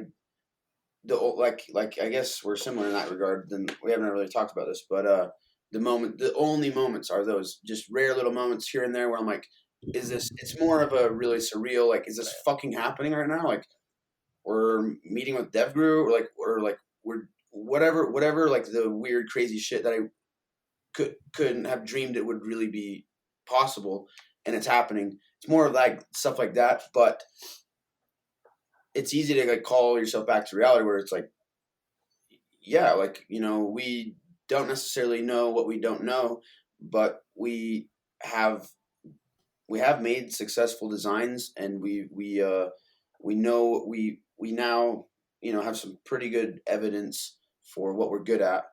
And I don't know. I think the guys at the top of the industry, I'm like talking about like the Travis Haleys of the world, they're so curious. You'll notice about this, and anyone who's like a professional, like a pro, not like the semi-pros, like the dudes that are at the top of their game, they will like, if they don't know something, they'll own it, and they'll be like, dude, teach me everything about this. And they will be fucking professional. They will be like a subject matter expert at the end of the year at that thing if they're passionate about it. Like if you have a conversation with Travis Haley, you're like, what the fuck? This guy's Google. He like knows everything. He really does. He's like about this shit. He'd go into like an hour tangent about fucking machining if he wanted to. Like it's really impressive. It's wild. So just be curious as a person, I think, and it's okay. Like it's okay to not know or to not do something. It's okay to not be good at something. It's okay to like. I also feel like if you feel imposter syndrome, maybe figure out why. Like maybe you are lacking. Maybe you didn't do your homework. Maybe you didn't research this or that you should have done that. And then, I think where it can get really dangerous is it can stop you from throwing out a design into the world. Even if you believe in it, you can be like, man, I'm really scared what like real shooters will think about this. Cool, dude. Like whoever you are, there's a better shooter out there in the world than you are. Yes. Like literally, like whoever the fuck you are. There's probably one guy that's the apex that no one knows about. Like that literally no one knows about. But like, it's the same thing with products. Like that can stop. I've talked to a lot of dudes who are like, I had this awesome idea. I'm like, why haven't you done it? Well, I don't know, man. And it comes down to like, I'm afraid of what people will think. And we had that at first when Flux came out, and we had a little bit of like negative stuff. It's really, that gets your ego. It's like, like when you have a product, it's like your baby, man. It really is. Yeah. Like a child. Spent like 3 years on it. It's weird to explain, but it's like a child you created. Yeah. And imagine someone, you throw that child out onto the internet, and someone's like talking shit on it, and you just want to fucking destroy them. That's how you actually feel, even if it's good feedback. But you get like over possessive and over corrective and whatever. Yeah, you have to fight that. And then, so I think a lot of guys stop designing because they get worried about that loop of like getting feedback, and they are so concerned with what other people think, and who the fuck cares? Just like send it. If you know it's good, then that should be enough. If you want it and you make something that's like cool enough for you, then that's like if we had sold 0 fluxes and Ben and I had the only 2 fluxes in the world, that's cool, man. Like honestly, like we made something really badass that are in our backpacks. Cool. That's why we started. That's literally why we started. We didn't really start with products. Like it was just, it's what we want. This is what we want. This is genuinely like the coolest, most wholesome. I love it. I love it. That is such a good friggin' philosophy to have. Yeah. Thanks, man. I think it really separates those. I mean, Nathan, your illustration recently of the gun fu, whatever the fuck. Oh, the guy who carries a dude. guy. Dude, I'm guy who like, carries a kimbo and doesn't use a sling. It's like, yeah. I'm sure that guy has some imposter syndrome, and I'm sure it's deserved because I mean, unless you have those like real, like honest to God questioning of like, all right, where am I at? What do I not know? And like that ability to assess and be brutally honest. Like, I don't know that. I need to be more curious. Yeah, like, dude. That separates the real ones from. I'm going to be living a couple hours away from that guy, and I want to go do a course there so fucking bad. But it gives you money, and I don't want to do that. It might be worth it for the. It's $550. Add 50 more. I can buy a Switch.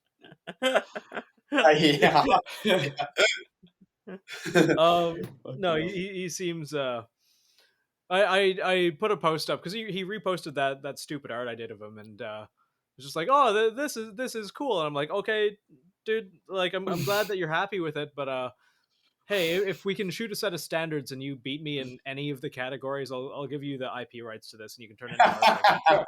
And he just didn't reply. He just like completely stonewalled me, and I would just do it for like content or something to do for a day. I don't even have to post it. Just like okay. How long does it take? Like, How long does it take for you to do one of those, like a single project? And anywhere between like that was like 2 hours or something. More complicated things like here I'll send a picture to. It depends on the enthusiasm too, for sure. Like sometimes 100%. It'll be like, "Hey Nathan, we need art for this." Really simple art. That's kind of like, and I hate the fact that I am so. Here I just sent a picture to the thing. To the things. Something like this. I've been kind of like picking away at for like days. But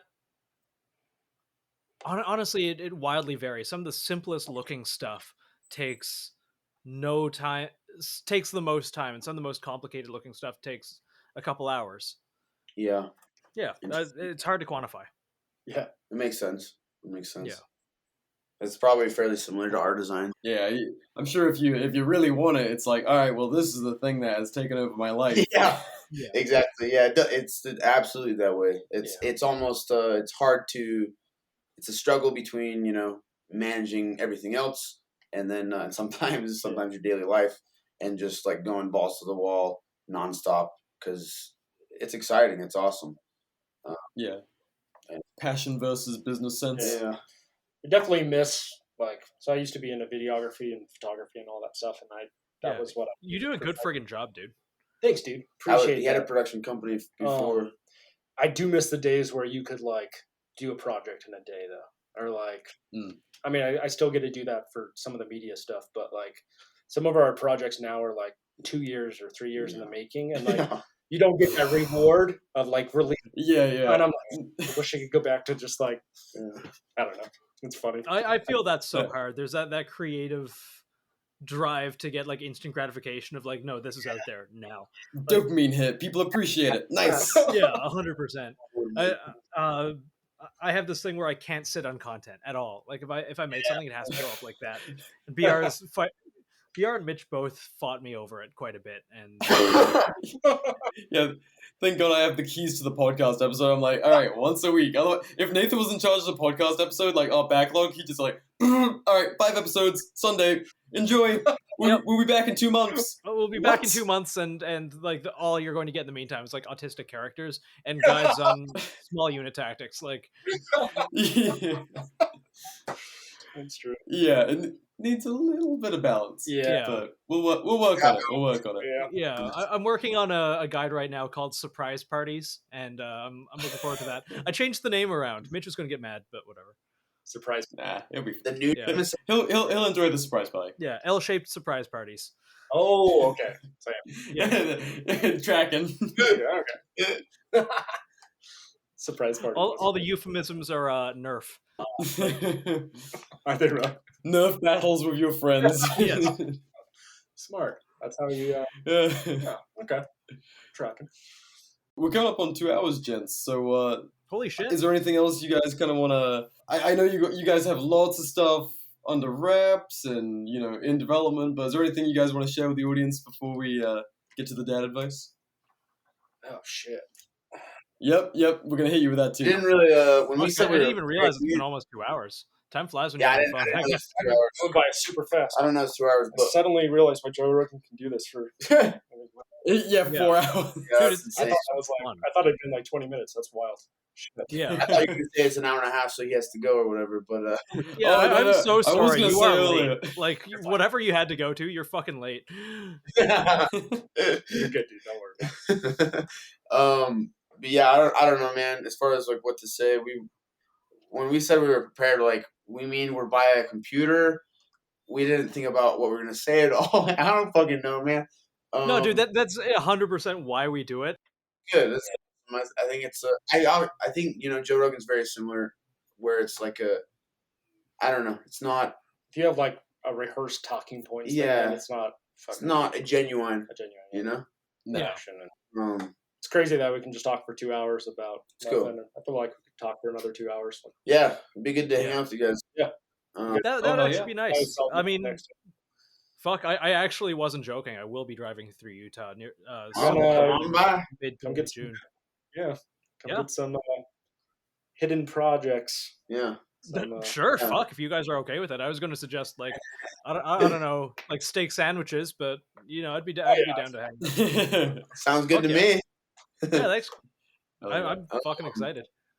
I'm gonna have FOMO again because I missed SHOT Show last year. This year I'll be coming. This year but you're fucking coming. We'll figure it out. what happened last It year? should come. sure as hell. So I was in Phoenix, Arizona, but I was just so busy with a move that I couldn't make it. I couldn't make it to Vegas. Shit. So Nathan flew all the way from fucking Canada to be 5 hours away from me. I'm like, I'm I so couldn't make it. You could have made it. We had room in the hotel, and Yeah. could have snuck you in there, and I don't know, a suitcase. This doesn't fix the FOMO that's already happened. All right. Yes, next year we'll do the things. We'll go to the weird cry parties. It was amazing this year. It was super fun. It I'm was. ready. Were you there? Yeah. Yeah. We weren't supposed That's to be. crazy though. We weren't supposed to be, Oh, but we were there. Yeah. Yeah. It was a lot of fun. It was the giant Castlevania was probably my favorite part. Yeah. Did you get one of the pictures, like the photo booth kind of thing at the rear? No, I didn't. It's pretty obvious. Did you at least see it? Like you had, it was pretty hilarious. I got a photo right there in that room, but it's like it was kind of like a Honey I Shrunk the Kids, but everything you had these like like the Las Vegas like porn cards or whatever. You had these like huge porn cards like in the background, and then I had this like. Where was this? You don't remember this? He looks like he doesn't remember. I don't remember this. Is this at the cry party? Oh no, you were definitely there, dude. I was, but I remember probably about a quarter of it. Like Honey I Shrunk the Kids are huge. I remember that. Yeah. What? Incredible. You're there. Fuck yeah. You're right next to him. He's holding the huge. I've got a ninja star. Yeah. Fuck yeah. But yeah, it must have been a really good party, I huh? missed that. Yeah. I also It's missed. like, oh, we were there. Apparently, there was a guy that just paid to dress up as a Rock'em Sock'em robot that was fighting people all night, and I missed that too. Like I did the giant operation and the Lego, but I missed some of the I missed the photo booth. I missed the. Did you do the train? You missed the train. I saw the train, but I didn't get to ride it. Yeah, man, that was fun. It's always a wild ride, but that was fun. I would say I don't really have anything real to say for the end of the podcast, but I would say for anyone listening to this who does want to do their own, they have their own ideas, they want to go on this adventure that you guys are on. I would say, yeah, fucking do it. Do it wisely, do it intelligently, plan it. Realize it's going to be a lot of blood, sweat, and tears, but at the same time, it's fucking awesome. And don't go into debt to do it either. Just keep your day job, fun what you're doing. Like, we never went into debt to start Flux. Nice. Yeah, and then treat it like if you mess up, then you have enough information for the next venture. Like, you probably will. I think 70-something% of startups fail. Yeah. Most don't ever make it past the first 3 years. But it's really like, if you're in the military, you already have like a huge advantage because you already kind of understand that don't give up mentality. So I think that's why a lot of veterans succeed, is because all they have to do is not give up. Like, and that's just the most important thing in a venture, I think. It's just keep going. So yeah, hell yeah, I like that a lot. Somebody like me can do it. You can too. But really, I think I think that you just need to believe in yourself. You need to believe in your ideas. Definitely listen to criticism and feedback from other people. I think that's very important. It's very important. Just, I guess, what you're saying with imposter syndrome. I think it's incredibly important to be very honest with yourself. Yeah. In both ways, with know what you're good at and know how good you are, where you stack up in the world. You're not the best at whatever it is, but know what you're not good at and be ready to be able to learn and adapt a lot of skills if you want to, do like, you're doing all this non-graphical stuff that is a bit different, but there are principles that you can apply from one realm to the next. And then, I would just, I don't know. I would encourage you to do it. Yeah, and then wherever the fuck you are. Develop. Yeah, I mean, with fucking social media, you're gonna have to develop a thick skin fast. Yeah. Whatever, like whether you're a podcaster, you're doing art, you're doing whatever, or you want to bring a product to market. But remember this: like, people made fun of Gaston and his plasticky gun, and now everyone. That's the gold standard, right? Like, everyone fucking uses Glock. And like, if you would have listened to the comments, I mean, there are a lot of people, like, I don't know, who are eating their own words. Sure as hell. Yeah. So, yeah, be open to innovation, other people's innovation. Be open to new ideas and try shit out. And if it doesn't work, that's fine. Move on to the next thing. But, everything on the gun that you are currently rocking on your setup was probably laughed at one point, for real. Yeah. And, just keep on, don't listen to the naysayers. Keep going. That's our speech. That's our speech. Motivational speech. We're really good at it. We practiced this many times. Yeah. I like it. Fuck yeah. Yeah. Really. I would also. You can do it. Just do it. Yeah. Do it. I would say also find a little cool little niche. Like, make a niche. Make a. Yeah. It doesn't necessarily mean find like a solution to a problem that doesn't exist, but like, I feel like what you guys have done is a perfect example of this, where I don't know, like, I would have never thought of what you guys do, but it's I feel like it's a massive need. Like, education, what you're doing is you're educating everybody about all these topics that in an entertaining way. In an entertaining and very easy to understand way. Which, I mean, there's so much misinformation, there's so much misunderstandings. Like you were saying earlier, Nathan, like, that's a dumb setup because it doesn't apply to me, or it doesn't apply to what I know currently, or what I really envision the future to be, what I envision my likelihood of use case is. I think what you guys do is incredibly needed. And so if, the listener out there, if you have some like cool idea that it's not a product maybe necessarily, but it's more along the lines of what you guys do, where there's nothing out there that exists like it. That's a perfect thing to bring to the community, to the industry. Yeah, but find that niche. I think, like, you look at the guys that are really successful. Like, we met the guys from Fort Observations really, really early on, and like, Derek carved out his niche, and like there's a ton of copycats of that dude. But oh yeah, God damn, that's a good he crushed. He's done very well. And now I see like other people who are doing their own unique things. Like we just worked with Black Canyon Systems, and that whole like Western vibe was that got cool. Yeah, I like that. Interesting and super cool. And just like find something that's unique and different, and then go after it and collaborate as well. Collaborate. They're absolutely the best. They're one of the best ways to grow and meet new people and make new friends and relationships in the industry. Yeah. I think collaboration has definitely been like, with Fog and to all the ones we've ever done. It's been incredibly rewarding and awesome, and you make, new homies in new places. And what's like the worst thing can happen? Like, fucker say no? Cool. Yep. That's why we love this show. We get to talk to all sorts of cool people like yourselves, and worst case, they're like, "No, we don't want to come on." Right, cool. Yeah. I don't think that's been anyone yet, except for Sam Hyde. Still hasn't replied to our email.